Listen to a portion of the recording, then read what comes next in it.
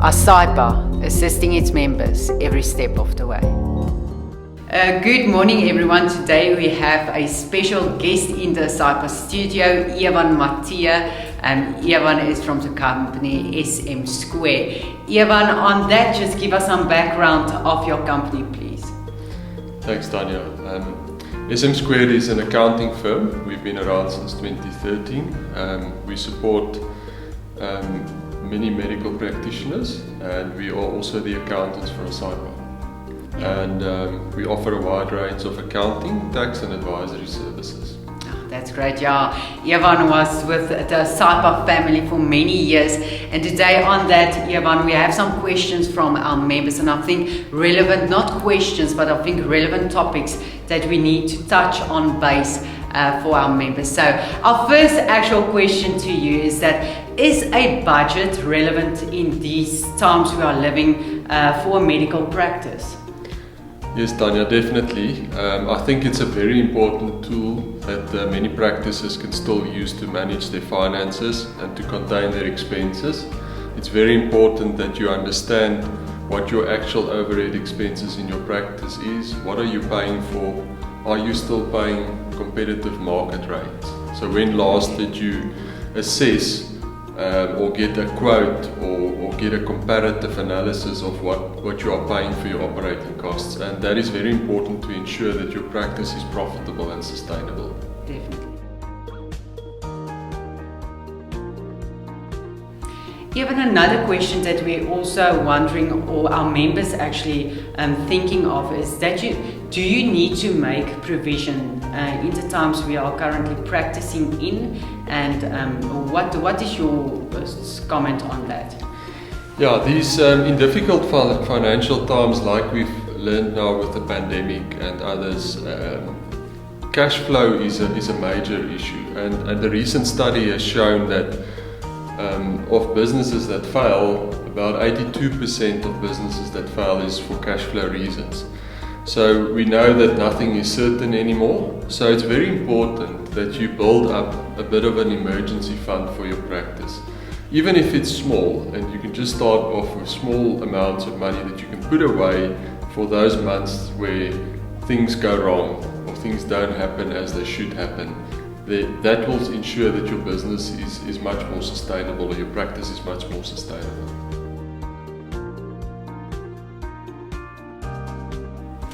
Even another question from our members as well is billing an area within a practice that you can focus on? Yes, Tanya, billing is a very important area to make sure that you actually collect the money for the services that you render and that you maximize your revenue, that you don't leave things too late. So it's very important that your billing is up to date, it's done regularly, that you submit claims to the funds, and that patients get their bills as soon as possible, because the longer you wait, the more difficult it will become to collect that money.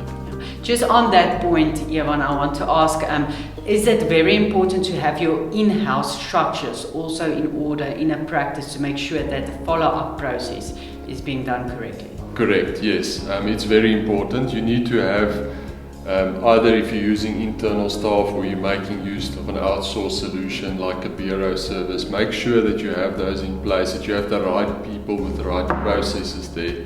And rather seek advice as to, there's lots of knowledge out there, and it's important that you utilize and tap into that resource base, that you can make sure that you can maximize your revenue.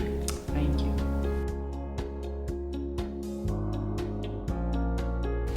Even another question, how can a practice make it easier for their patients to actually pay their accounts? Yeah, Tanya, it's with these days with technology, it's become so much easier. I think the important thing for practices to focus on is make it as easy as possible for your patient to pay their bills.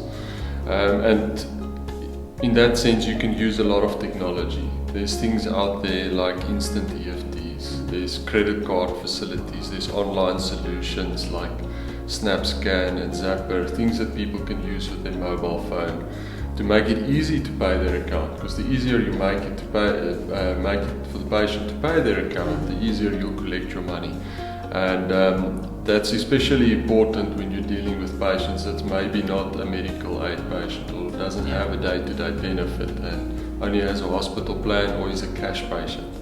So make it easy for the patient to pay you. Evan, on that point as well, just a comment from your side. Is it safe enough to make electronic payments these days? I know, well, all the members, they are too scared these days to make use of technology. Yeah, I think, if you're going with reputable organizations, so make sure you again get some advice and check it out. But, it's much safer than handling large amounts of cash, for instance.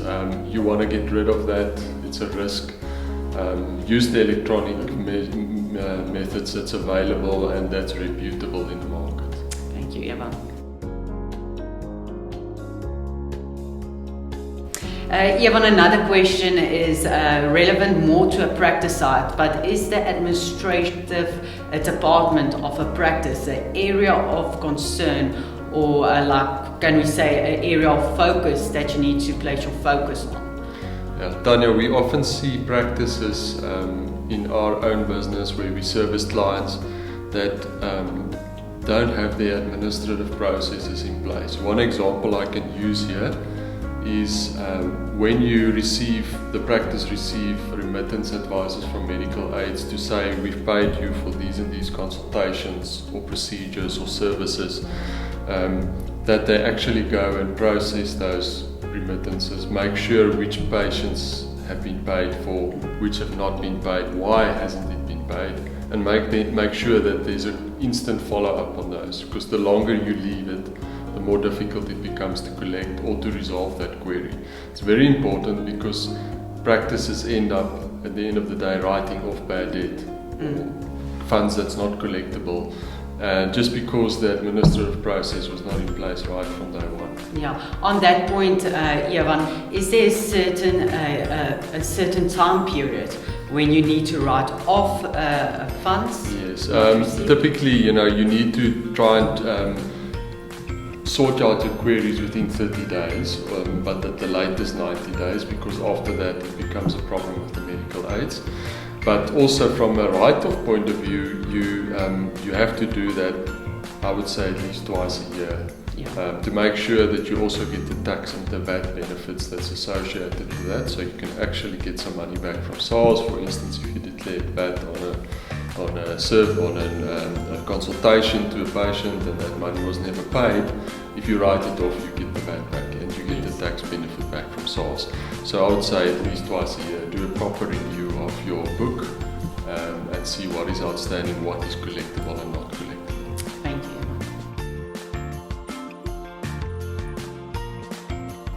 Evan, our last question is, and I think most of our members and practices wants to know that, can you actually gain in your tax position by reviewing your current structures in place at your practice? Yes, definitely. I think again this is a very important exercise to do regularly as your practice grows or changes happen. Make sure you get proper tax advice. There are ways to maximize your tax benefits within the law, to make sure you structure it optimally, you plan properly for it, you make sure that you, from a cash flow point of view, you don't have to be hit by a big tax bill at the end of the year. You can structure it properly with the incorporated entity, for example, should that be applicable in your circumstances. And I would urge practitioners to obtain proper tax advice. Get someone that's knowledgeable in the field. Your trusted accountant is your first port of call, but that is very important, and that is where practices can obviously also maximize the net earnings from the practice is by looking at your tax structure. Definitely. And Evan, just lastly from your side, if anyone wants to contact you directly and have you assisting their practices, where can they get hold of you? Thank Tanya. Yeah, no, we would gladly assist. The best place is probably our website. It's www.sm2.accountants. or they can call our office number at 012-345-2870, and they can or they can send us an email at info@sm2group.co.za.